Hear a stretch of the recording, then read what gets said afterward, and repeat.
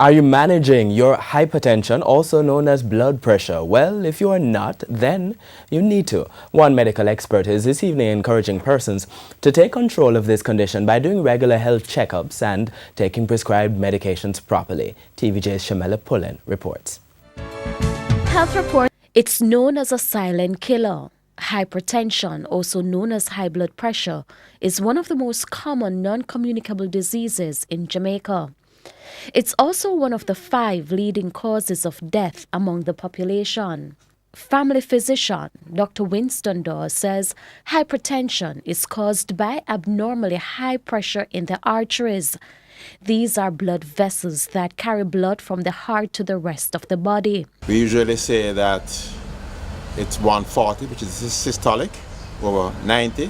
Once you go above that, then we will speak about hypertension. Although people are now saying that you should bring it down to ideally less than 130 over 85. Common symptoms include headache and dizziness.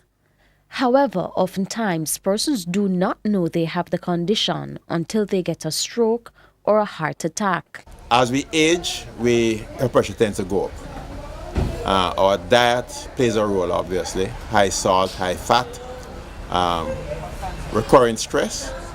Because what they found is that the people in rural Africa had a lower blood pressure than those in the city, and who had a lower blood pressure than rural Jamaicans versus city Caribbean. And then the American blacks tended to have higher blood pressure. Dr. Dawes is encouraging persons to control their hypertension by taking prescribed medications and monitoring their blood pressure levels. See the doctor often if you have high blood pressure. Take your medication on a regular basis. I must add that most blood pressure medications are subsidized. So there's no excuse, there's very, very little in the way of financial consequences to buy the medication. With your health report, I'm Shamela Pullen wishing you good health. Health report.